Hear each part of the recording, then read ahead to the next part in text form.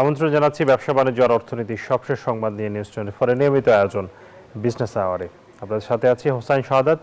শনি থেকে বৃহস্পতিবার দুপুর 1টা প্রচারিত হচ্ছে অনুষ্ঠান। আয়োজনে থাকছে দেশ বিদেশের ব্যবসা বাণিজ্যের সবশেষ খবর এবং খবর বিশ্লেষণ, এছাড়াও আছে শেয়ার বাজার, মুদ্রা বাজার এবং স্বর্ণের দামের আপডেট। অভিবাসন এখন রাজনৈতিক সমস্যায় পরিণত হয়েছে। কেবল মানবিক ইস্যু নয়, বাসচ্যুতি মানবাধিকারের বড় প্রশ্ন। গতকাল রাজধানীতে এক সেমিনারে এসব কথা উঠে আসে। মঙ্গলবার সিডাপ মিলনায়তনে এই আয়োজন অনুষ্ঠিত হয়। অংশ নেন তথ্যমন্ত্রী এবং পরিকল্পনা প্রতিমন্ত্রী। সেমিনারে দ্বিতীয় স্তরের শহরগুলোর আধুনিকায়ন এবং বাজেটে বাস্তুচ্যুতদের অন্তর্ভুক্তির তাগিদ দেন গবেষকরা। পরিবেশগত ঝুঁকি কাটিয়ে ৭৫% অভিবাসী এখন নতুন জীবনে অভ্যস্ত। বেড়েছে আয় ও নারীর কর্মসংস্থান।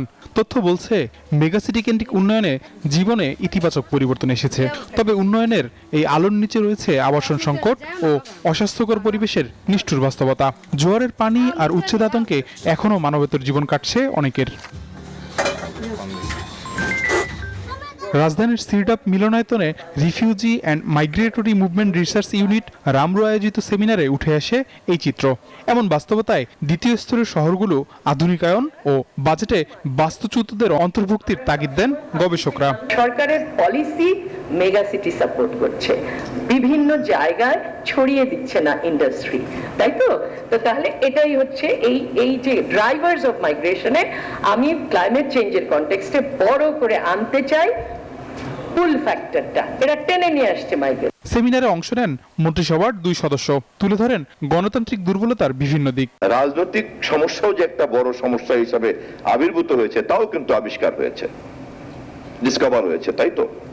ফলে বোঝাই যায় যে দেশের পলিটিক্যাল প্রসেস কোন পর্যায়ে গিয়ে পৌঁছেছে। একটা প্রাকৃতিক দুর্যোগের কারণের পাশাপাশি রাজনৈতিক দুর্যোগটাও ওই পরিমাণ ভয়াবহতা এখানে ছিল। চিন্তা, রাজনৈতিক লক্ষ্য, পরিকল্পনা আছে, সেটা রাজনৈতিক দিক থেকে আছে, কিন্তু যখন এটা রাষ্ট্র ব্যবস্থার মধ্যে প্রবেশ করছে, বিভিন্ন পলিসিতে প্রবেশ করছে, তখন দেখা যাচ্ছে যে আমরা যা করতে চাইছি সেইটা করার জন্য উপযোগী প্রাতিষ্ঠানিক ব্যবস্থা নাই। বিশ্বব্যাংকের তথ্য বলছে 2050 সাল নাগাদ জলবায়ু পরিবর্তনের ক্ষতিকর প্রভাবের ফলে দেশের 1,90,00,000 মানুষ বাস্তুচ্যুতির ঝুঁকিতে রয়েছে। আবি আব্দুল্লাহ, নিউজ 24, ঢাকা। জাতীয় রাজস্ব বোর্ডের বিভিন্ন আইন, নীতি ও ধারা উপধারা পরস্পর বিরোধী অবস্থান তৈরি করছে বলে অভিযোগ করেছেন পেশাজীবী সংগঠনের নেতারা। মঙ্গলবার রাজস্ব ভবনে প্রাক বাজেট আলোচনায় তারা বলেন, অনেক ক্ষেত্রে আয়ের তুলনায় ভ্যাট ট্যাক্সের হার অসামঞ্জস্যপূর্ণ, যার কারণে পেশাজীবী থেকে ব্যবসা প্রতিষ্ঠান এমনকি অর্থনৈতিক অঞ্চলগুলো হয়রানি এবং আর্থিক ক্ষতির মুখে পড়ছে। এ সময় পেশাজীবীদের এসব অভিযোগ গুরুত্ব সহকারে বিবেচনার আশ্বাস দিয়েছেন এনবিআর চেয়ারম্যান। জাতীয় রাজস্ব বোর্ডের আয়কর, ভ্যাট এবং কাস্টমস বিধিমালাগুলোর মধ্যে অনেক ক্ষেত্রেই সাংঘর্ষিক ধারা রয়েছে। একই সঙ্গে ঘন ঘন নীতি পরিবর্তনের ফলে করদাতাদের কর পরিপালন কঠিন হয়ে পড়েছে, যা ব্যবসায়িক পরিবেশকে অস্থিতিশীল করছে। এমন বাস্তবতায় মঙ্গলবার জাতীয় রাজস্ব ভবনে 2026-27 অর্থ বছরের প্রাক বাজেট আলোচনায় এমন নানা অভিযোগ তুলে ধরেন পেশাজীবী সংগঠনের প্রতিনিধিরা। এ সময় আইনের বিভিন্ন ধারার কারণে পেশাজীবীদের কিছু কিছু ক্ষেত্রে অস্বাভাবিক কর হার ধার্য করার অভিযোগ করেন তারা। এনবিআর ভ্যাট এন্ড কাস্টমসকে একটা ডিটেইল লিস্ট দিবে, যেখানে হচ্ছে কয়জন করদাতা আছে, তাদের ট্রেড লাইসেন্স নাম্বার কত, ওনাদের টিন কত এবং বিন কত। আয়কর আইনে যদি প্রবর্তন করা হয় তাহলে এটা অন্যরা সুযোগটা পায়। এটা আমাদের 1 নম্বর দাবি। দিনের দ্বিতীয় সেশনে কর রাজস্ব আহরণ পদ্ধতি সহজ করা সহ বেশ কিছু প্রস্তাবনা তুলে ধরে বেসরকারি বিভিন্ন সংগঠন। সেই সাথে বাজেটে নিম্ন আয়ের মানুষের স্বস্তির ব্যবস্থা রাখা, কর ন্যায্যতা নিশ্চিত করা এবং এনবিআর এর ডেটা পলিসি উন্নয়ন করার আহ্বান জানায় সিপিডি। যদি এত বেশি থাকে তাহলে আমরা যে ডোমেস্টিক রিসোর্স এত কষ্ট করে মোবিলাইজ করলাম, সেগুলো যেই যেই জায়গাতে আমাদের একটু বেশি করে খরচ করা দরকার ছিল, সেখানে তো আমাদের রিসোর্স সেভাবে নেই বা থাকবে না। বেসটাকে ঠিক রেখে আমি যদি ট্যাক্স বাড়াতে চাই, এটার অর্থ হচ্ছে যে আমি কিন্তু বার্ডেন বাড়াচ্ছি। এ সময় এনবিআর চেয়ারম্যান জানান, আগামী অর্থবছরে 70,000 আয়কর ফাইল অডিটের জন্য সিলেক্ট হয়েছে। পাশাপাশি কাস্টমস থেকে ডেটা সংগ্রহ এবং বিভিন্ন খাতে ডেটা প্রকাশের ক্ষেত্রে আরও সতর্ক ও যুগোপযোগী সিদ্ধান্ত বাস্তবায়নের প্রতিশ্রুতি দেন তিনি। 2023-24 জন্য প্রায় 70,000-এর মতো অডিট সিলেকশন করেছি, পুরোটাই ডিসপ্লেস সিস্টেমে। আমরা এই যুগে প্রবেশ করেছি। আলোচনায় তামাকের ব্যবহার কমিয়ে আনতে আসন্ন বাজেটে কর বাড়ানোর প্রতিশ্রুতি দিয়েছেন এনবিআর চেয়ারম্যান। এনাফ প্রফিট যদি হয়, সামান্য কিছু ট্যাক্স যদি ফারজানা রিয়া, নিউজ 24, ঢাকা। দর্শক, দেশের কর কাঠামো নিয়ে দীর্ঘদিন ধরেই বিভিন্ন পক্ষের, বিশেষ করে ব্যবসায়ীদের অনেক অভিযোগ আছে এবং কর নীতির যেই অনিশ্চয়তা এবং সেটির কারণে তাদের ব্যবসার খরচ বেড়ে যায়। এই বিষয়গুলো নিয়ে আজকে আমরা কথা বলতে চাই। কর কাঠামো এবং রাজস্ব আয়ের চ্যালেঞ্জ। আমাদের সাথে যুক্ত হয়েছেন অর্থনীতি বিশ্লেষক মাহমুদ হোসেন। জনাব মাহমুদ হোসেন, স্বাগত জানাচ্ছি বিজনেস আওয়ারের আজকের আয়োজনে। আপনার কাছ থেকে শুরুতে জানতে চাইবো যে এই মুহূর্তে আসলে বাংলাদেশের মোটা দাগে বাংলাদেশের যে করের যে কাঠামো রয়েছে, সে কাঠামোগত দুর্বলতার জায়গাটা কি দেখেন আপনি? ধন্যবাদ আপনাকে। দেখুন, বর্তমান কর কাঠামোর সবচেয়ে কাঠামোগত দুর্বলতা হচ্ছে পরোক্ষ করের উপর বেশি ফোকাস, বা আপনারা মনে করেন এটাকে প্রায়োরিটাইজ করা হয়। হ্যাঁ, সরকারের একটা রাজস্ব আহরণের চ্যালেঞ্জ আছে এবং এটা ঠিক উত্তরণের জন্য সরকার যেটা করে যে পরোক্ষ করের উপর ফোকাসটা বেশি দেয়, এটা একটা ইস্যু। সেকেন্ড ইস্যু হচ্ছে প্রত্যক্ষ কর, মানে ডিরেক্ট ট্যাক্স যারা দেন, এই নেটটা একদম বাড়ানো যাচ্ছে না।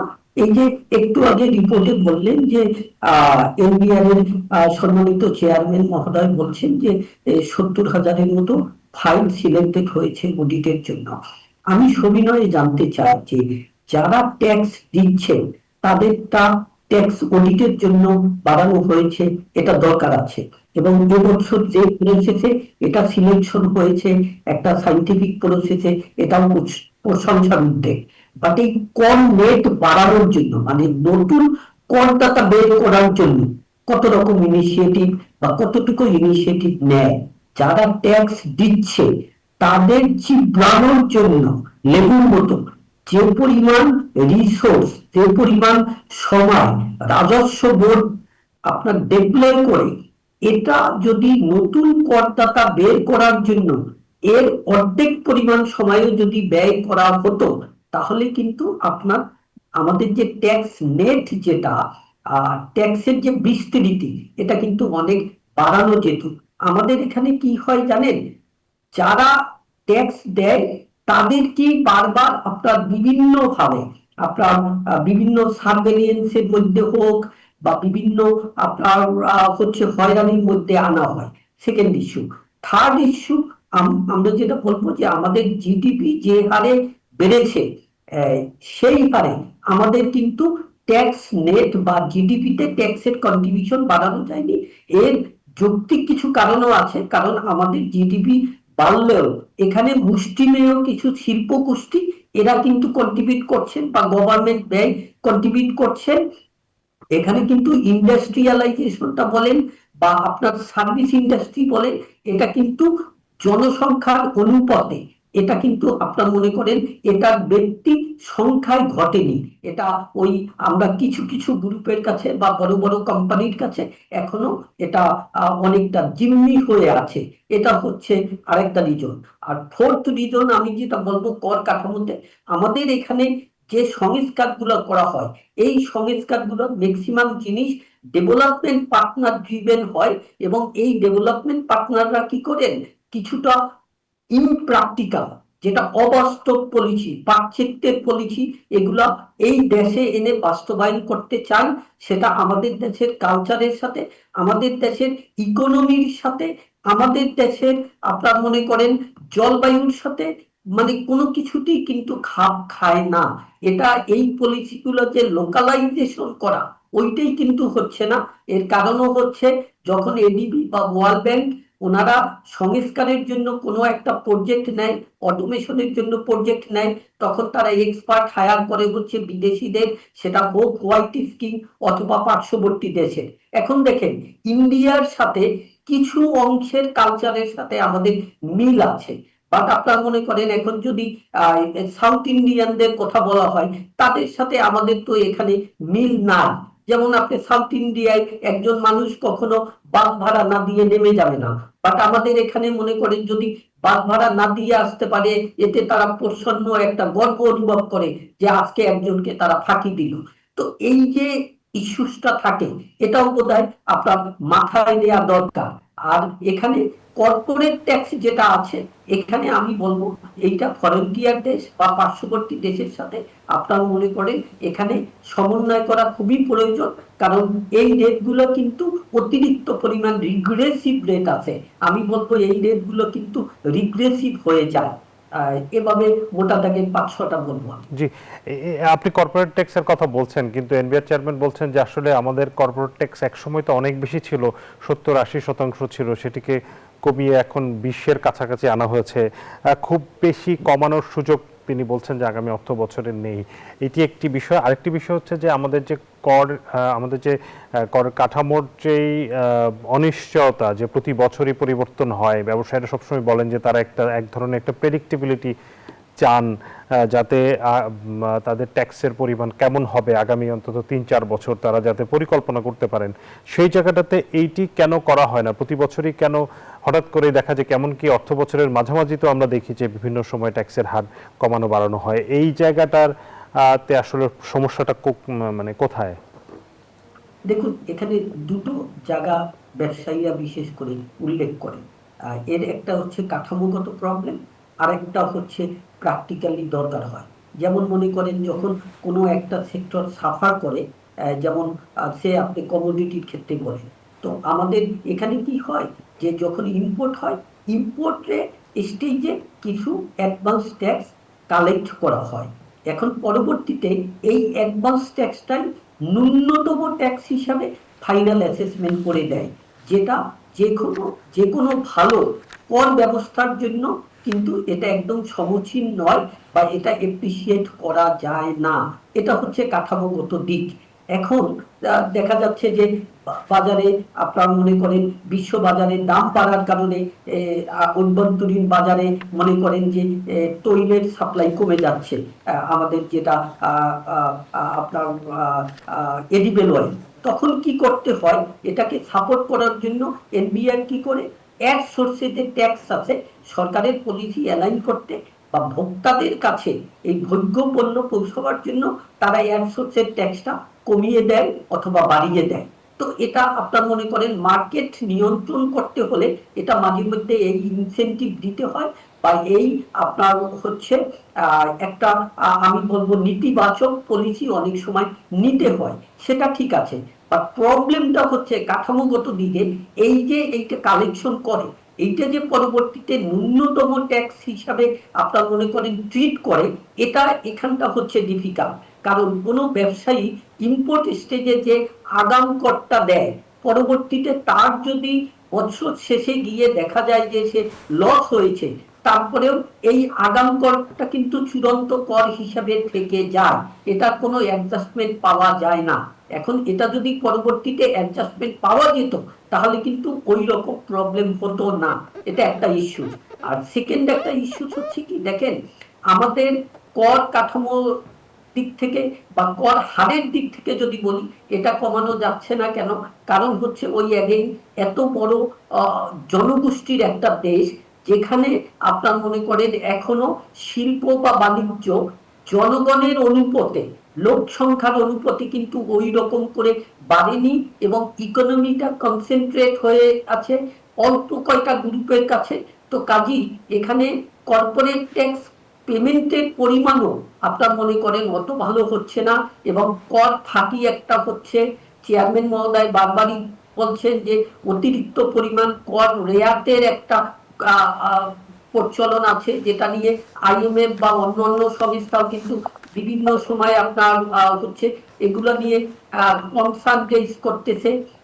এই যে একটা পোর কান্ট্রিতে যেটা হয়, যে আপনার মনে করেন একটা দুষ্ট চক্র কাজ করে, যার কারণেই কিন্তু একটা প্রোগ্রেসিভ ট্যাক্স আপনার ব্যবস্থা চালু করা যায় না। জি।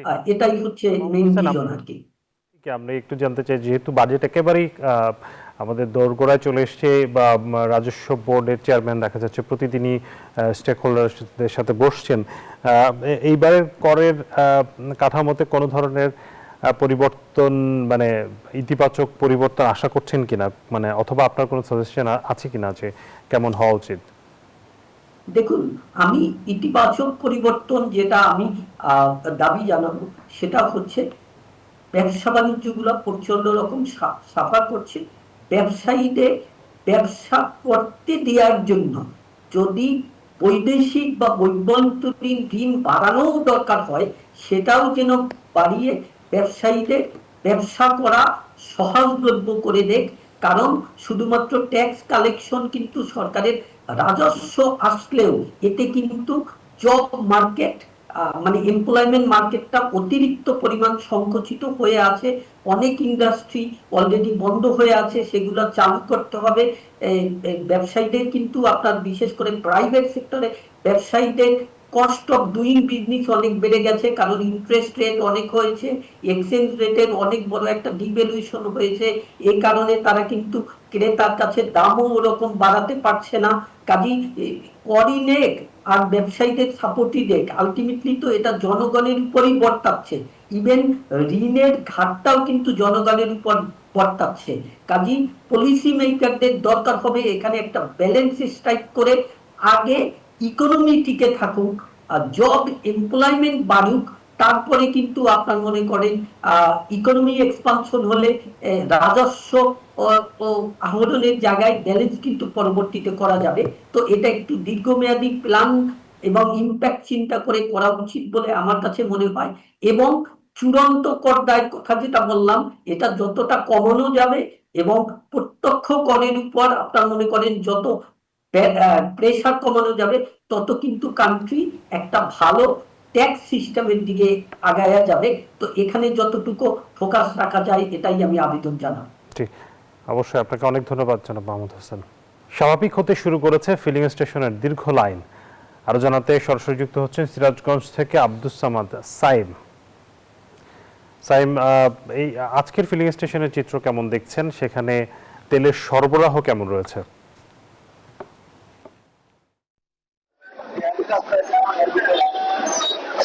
শাহাদাত, ধন্যবাদ।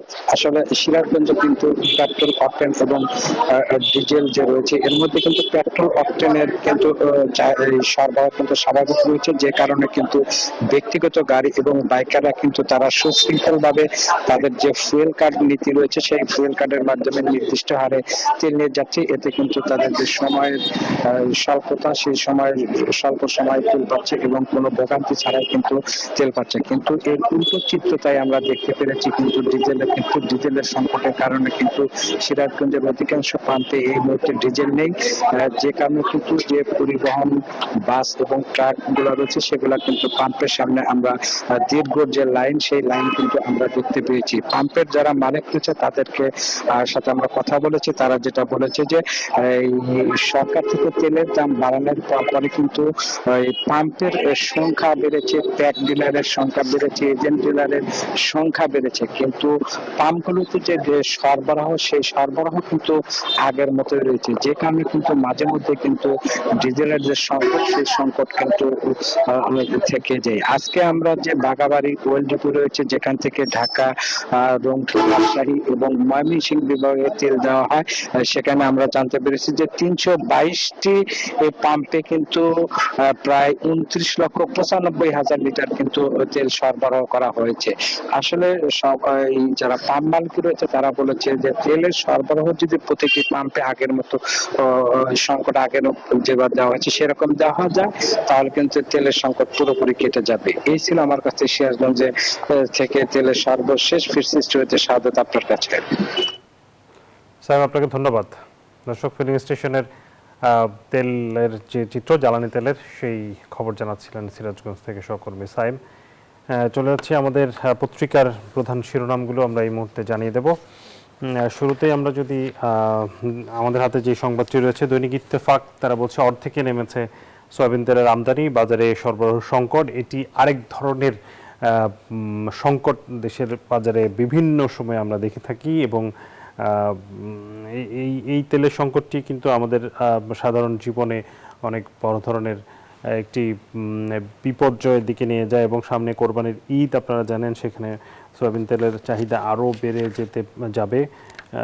যেখানে বলছে যে গত বছরের জানুয়ারি থেকে এপ্রিল পর্যন্ত তেলের আমদানি ছিল 4,48,000 টন, এই বছর তা নেমে 2,61,000 টনে নেমেছে।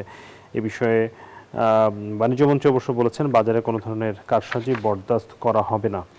পরের সংবাদটি দ্য বিজনেস স্ট্যান্ডার্ড তারা বলছে বেসরকারি সাবমেরিন কেবল $53 মিলিয়ন বিনিয়োগের পরও অনিশ্চয়তায় দেশে প্রথমবারের মতো বেসরকারি উদ্যোগে সাবমেরিন কেবল চালুর উদ্যোগ নিয়েছে আন্তঃমন্ত্রণালয়, কিন্তু লাল ফিতার দৌরত্বে অনিশ্চয়তার মুখে পড়েছেন বিনিয়োগকারীরা। ইতিমধ্যে প্রাথমিক কাজ বাবদ $53 মিলিয়ন বা 650 কোটি টাকা খরচ হলেও প্রকল্পটি বর্তমানে স্থবির হয়ে আছে।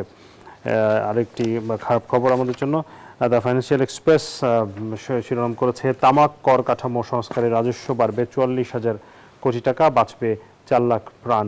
তামাকের যেই কর কাঠামো রয়েছে সেটিকে সংস্কার করলে বলা হচ্ছে যে বিপুল পরিমাণ রাজস্ব আদায় বাড়ানো সম্ভব। এটি গতকাল রাজস্ব বোর্ডের সাথে প্রাক বাজেট আলোচনায় অ্যান্টি টোব্যাকো মিডিয়া অ্যালায়েন্স আত্মা পক্ষ থেকে এই ধরনের প্রস্তাব করা হয়েছে, যেখানে এনবিআর চেয়ারম্যান বলেন যে কর এবং মূল্য বৃদ্ধি করলে সিগারেটের দাম কমে, এটি জাতীয় রাজস্ব বোর্ডের কাছে প্রমাণিত। কাজেই আগামীতেও কর ও মূল্য বৃদ্ধির বিষয়টি বিবেচনা করা হবে। দৈনিক প্রথম আলোর শিরোনাম 9 মাসে ব্যাংক থেকে সরকারের ঋণ 1 লাখ কোটি টাকা ছাড়ানো। এটি অর্থ বছরের যে 9 মাস সেই 9 মাসের হিসেব দেওয়া হয়েছে, যেখানে 1,04,000 কোটি টাকা এখন পর্যন্ত সরকার ঋণ নিয়েছে। এই ঋণের চাপে কিন্তু বেসরকারি খাতের ঋণের প্রবাহ কমে গেছে, বিনিয়োগ স্থবির হয়ে আছে, যে কারণে সরকার যদিও বলছে যে অর্থমন্ত্রীও বলেছেন যে আগামী অর্থ বছরে সরকার খুব বেশি ব্যাংক ঋণের উপর নির্ভর থাকতে চায় না। দৈনিক বাংলার শিরোনাম টেক্সটাইল এবং ডাইং খাতে চীনা বিনিয়োগ ও প্রযুক্তি হস্তান্তরের আহ্বান BCCI এর। বাংলাদেশ টেক্সটাইল এবং ডাইং এবং প্রিন্টিং শিল্পে প্রযুক্তির আধুনিকায়ন বিনিয়োগ বাড়াতে চীনা উদ্যোক্তাদের এগিয়ে আসার আহ্বান জানিয়েছেন Bangladesh China chamber of commerce and industry BCCI। তারা বলছে, সংগঠনের নেতারা বলছে বিশ্ববাজারে উচ্চ মূল্যের পোশাকের প্রতিযোগিতায় টিকে থাকতে এবং দেশীয় কারখানাগুলোর সক্ষমতা বৃদ্ধিতে বিদেশি কারিগরি সহায়তা এখন সময়ের দাবি। জানাবো শেয়ার বাজারের খবর। ইতিবাচক ধারায় লেনদেন চলছে এখন পর্যন্ত। গত 2-3 দিন আমরা দেখেছি যে বেশ খানিকটা শেয়ার বাজারের খারাপ অবস্থা দেখেছি, অর্থাৎ নিম্নমুখী প্রবণতা দেখেছি। সেটি কিছুটা কারেকশন হয়ে আজকে আমরা দেখতে পাচ্ছি যে 10 পয়েন্টের মতো বেড়েছে DSEX ইন্ডেক্স, অবস্থান করছে 5,319 পয়েন্টে। DSE সরিয়া ইন্ডেক্স 2.66 পয়েন্ট বেড়েছে এবং DS30 অবস্থান 2020 বেড়েছে প্রায় 4 পয়েন্টের মতো। এখন পর্যন্ত লেনদেন হয়েছে 708 কোটি টাকা। লেনদেনে অংশ নেওয়া কোম্পানিগুলোর মধ্যে 188টি কোম্পানির শেয়ারের দাম বেড়েছে, কমেছে 152টি এবং অপরিবর্তিত আছে 57টি কোম্পানির শেয়ারের দর। দর্শক জানাবো মুদ্রা, স্বর্ণ এবং রূপার বাজারের দরদাম। প্রথমে আমরা স্বর্ণের দাম দেখতে চাই।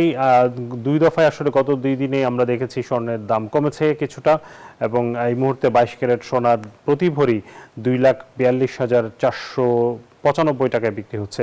21 ক্যারেটের দাম 2,31,472, 18 ক্যারেট 1,98,405 টাকা এবং সনাতন সোনা বিক্রি হচ্ছে 1,61,605।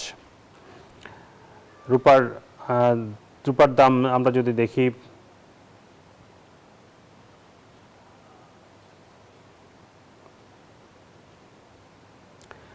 আমরা রূপার দরদাম দেখতে চাই যে প্রতি ভরি রূপা 22 ক্যারেট রূপা বিক্রি হচ্ছে 5,480 টাকা, 21 ক্যারেট 5,189, 18 ক্যারেট 4,489 এবং সনাতন রূপা বিক্রি হচ্ছে 3,381 টাকায়। মুদ্রার বৈদেশিক মুদ্রার দরদাম জানাবো এবার। ডলারের দাম আমরা যদি দেখি, মার্কিন ডলার কেনা হচ্ছে 122 টাকায়, বিক্রয় 123, ইউরো 141 টাকায় কিনে 145 টাকায় বিক্রি করা হচ্ছে। পাউন্ডের কেনা দর 159, বিক্রয় 166। চীনা ইউয়ান কেনা হচ্ছে 16 টাকায়, বিক্রয় 18 টাকা 60 পয়সা। সৌদি রিয়াল 32 টাকা 20 পয়সা কিনে 33 টাকায় বিক্রি করা হচ্ছে এবং ভারতীয় রুপি কেনা হচ্ছে 1 টাকা 30 পয়সা, বিক্রয় 1 টাকা 45 পয়সা। তলানিতে থাকা অর্থনীতিকে তুলে ধরতে বড় ধরনের বিনিয়োগ নিশ্চিত করতে হবে। সে কারণেই বড় বাজেট দিচ্ছে সরকার, এমনটা বলছেন অর্থমন্ত্রী আমির খসরু মাহমুদ চৌধুরী। জানান, মধ্যপ্রাচ্য ইস্যু আর বর্তমান বাস্তবতায় জ্বালানি খাতে বাড়তি $3 বিলিয়ন খরচ হয়েছে। IMF ওয়ার্ল্ড ব্যাংকে বাংলাদেশ জানিয়েছে, এমন পরিস্থিতিতে ঘুরে দাঁড়াতে অন্তত 2 বছরের কুশন দরকার। সকালে বাজেট নিয়ে FBCC আয়োজিত আলোচনা সভায় অর্থমন্ত্রী আরও বলেন, ধসে যাওয়া ব্যাংকিং খাত এবং শেয়ার বাজার হাতে পেয়েছে বিএনপি সরকার, তবে পরিস্থিতির উন্নয়নে সকল ব্যবসায়িক বাধা দূর করতে কাজ করছে তার সরকার। রপ্তানি বেগবান করতে গার্মেন্টসের মতো বাকি সম্ভাবনাময় খাতেও সুযোগ সুবিধা দেয়া হবে।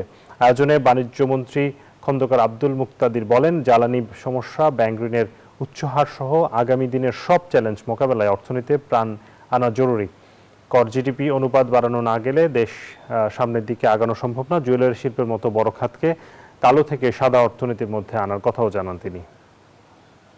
বড় অপারেটরগুলির মধ্যে একটা এন্টায়ার সেক্টর দৃশ্যত কালো অর্থনীতির মধ্যে আছে, এটা কোনো হেলদি প্র্যাকটিস না। We must get it back into white economy. আমাদের পক্ষে যতটুকু করা সম্ভব এখন নিয়ার ফিউচারে আগামী আমরা সবকিছু করব ব্যবসা বান্ধব দেশ জুড়ে আপনাদের কন্ট্রিবিউশনের মাধ্যমে জিডিপি করতে হবে। জানাবো জনপদের শিল্প ও বাণিজ্যের খবর। যশোর পৌরসভার বর্জ্য ব্যবস্থাপনা কেন্দ্র জনভোগান্তির কারণ হয়ে দাঁড়িয়েছে। বাসাবাড়ি আর হাসপাতালের বর্জ্য একসাথে মিশে জনস্বাস্থ্যের জন্য ঝুঁকিপূর্ণ অবস্থা তৈরি করেছে। দেশের প্রথম আধুনিক বর্জ্য প্রক্রিয়াকরণ কেন্দ্রটি আসন্ন বর্ষা মৌসুমে আরও ভয়াবহ অবস্থায় রূপ নেবে এমন শঙ্কা প্রকাশ করেছেন স্থানীয় জনসাধারণ এবং স্বাস্থ্য বিভাগ। যশোর থেকে বুলবুল শহীদ খান হিমেলের তথ্য ছবিতে ডেস্ক রিপোর্ট। 2018 সালে প্রায় 14 একর জমিতে যশোর শহরতলির হামিদপুরে স্থাপিত হয় দেশের প্রথম আধুনিক বর্জ্য প্রক্রিয়াকরণ কেন্দ্র।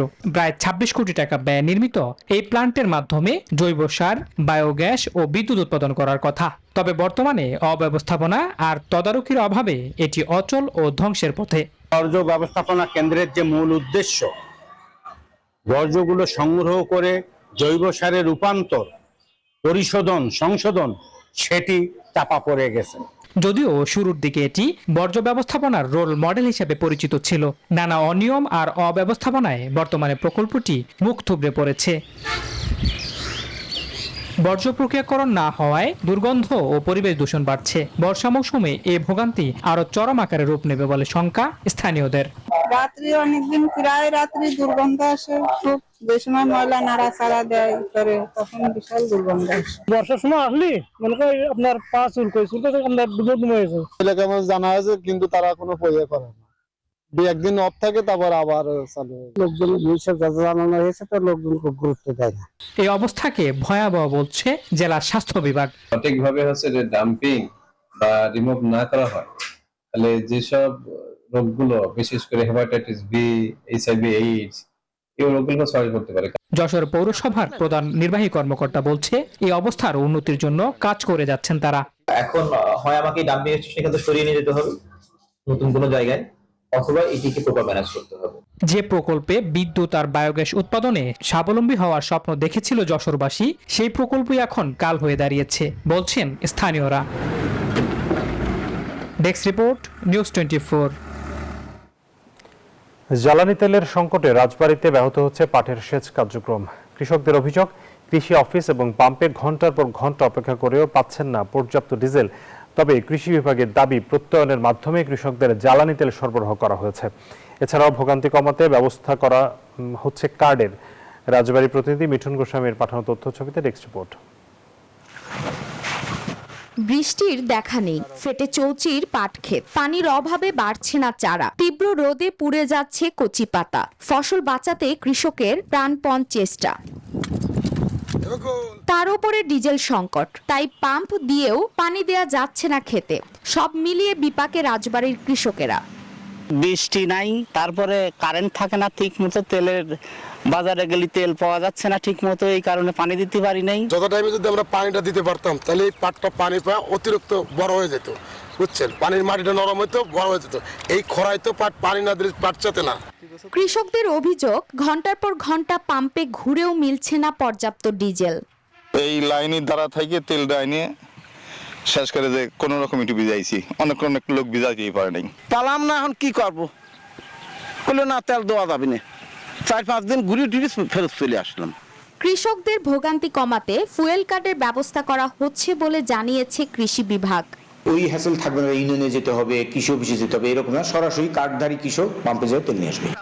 চলতি বছর রাজবাড়ীতে 47,276 হেক্টর জমিতে পাটের আবাদ হয়েছে।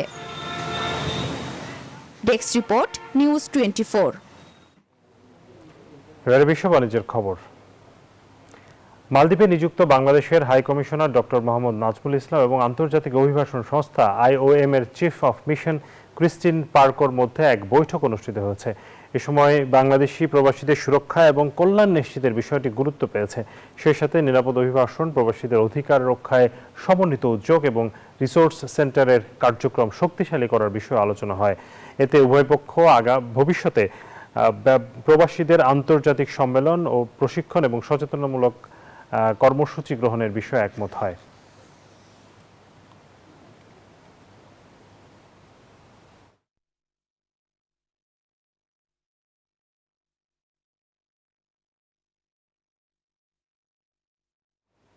দর্শক, এই ছিল আজকের বিজনেস আওয়ারের আয়োজন। সাথে থাকার জন্য ধন্যবাদ সবাইকে।